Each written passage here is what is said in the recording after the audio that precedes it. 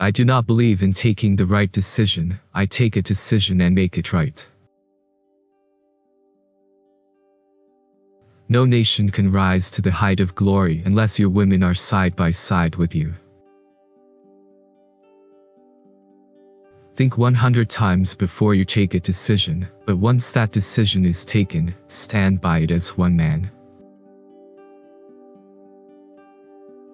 We are starting in the days where there is no discrimination, no distinction between one community and another, no discrimination between one caste or creed and another. We are starting with this fundamental principle, that we are all citizens and equal citizens of one state. If you will work in cooperation, forgetting the past, burying the hatchet, you are bound to succeed. You are free to go to your temples, you are free to go to your mosques or to any other place of worship in this state of Pakistan. You may belong to any religion or caste or creed that has nothing to do with the business of the state. There are two powers in the world, one is the sword, and the other is the pen. There are great competition and rivalry between the two. There is a third power stronger than both, that of the women. Democratic systems based on the concept of a homogeneous nation such as England are very definitely not applicable to heterogeneous countries such as India, and this simple fact is the root cause of India's constitutional ills. Expect the best, prepare for the worst.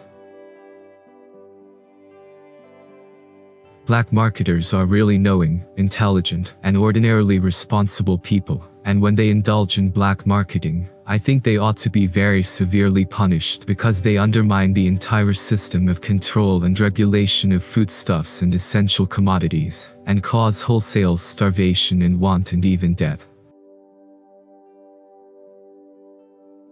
It is only with united effort and faith in our destiny that we shall be able to translate the Pakistan of our dreams into reality. Democracy is in the blood of the Muslims, who look upon complete equality of mankind and believe in fraternity, equality, and liberty. The Western world, in spite of its advantages of mechanization and industrial efficiency, is today in a worse mess than ever before in history. The adoption of Western economic theory and practice will not help us in achieving our goal of creating happy and contented people. We must work our destiny in our own way and present to the world an economic system based on the true Islamic concept of equality of manhood and social justice. With faith, discipline, and selfless devotion to duty, there is nothing worthwhile that you cannot achieve. You will have to make up for the smallness of your size by your courage and selfless devotion to duty, for it is not the life that matters, but the courage, fortitude, and determination you bring to it. I cannot understand the logic of those who have been deliberately and mischievously propagating that the Constitution of Pakistan will not be based on Islamic Sharia. Islamic principles today are as much applicable to life as they were 1300 years ago. You will have to make up for the smallness of your size by your courage and selfless devotion to duty, for it is not the life that matters, but the courage, fortitude, and determination you bring to it. The weak and the defenseless in this world invite aggression from others. The best way we can serve peace is by removing the temptation from the path of those who think we are weak, and, for that reason, they can bully or attack us.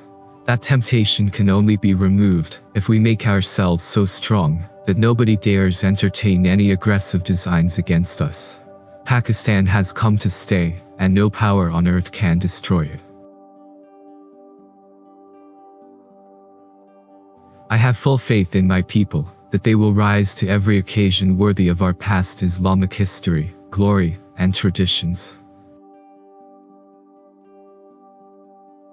There is no power on earth that can undo Pakistan. I insist you strive. Work and only work for satisfaction with patience, humbleness and serve thy nation. My young friends, I look forward to you as the real makers of Pakistan. Do not be exploited and do not be misled. Create amongst yourselves complete unity and solidarity. Set an example of what youth can do. Your main occupation should be in fairness to yourself, to your parents, in fairness to the state, to devote your attention to your studies. If you fritter away your energies now, you will always regret it.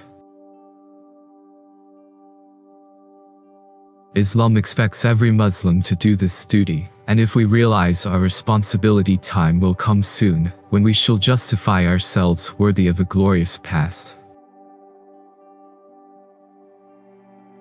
The story of Pakistan, its struggle and its achievement, is the very story of great human ideals, struggling to survive in the face of great odds and difficulties. Pakistan not only means freedom and independence, but the Muslim ideology which has to be preserved, which has come to us as a precious gift and treasure, and which, we hope others will share with us.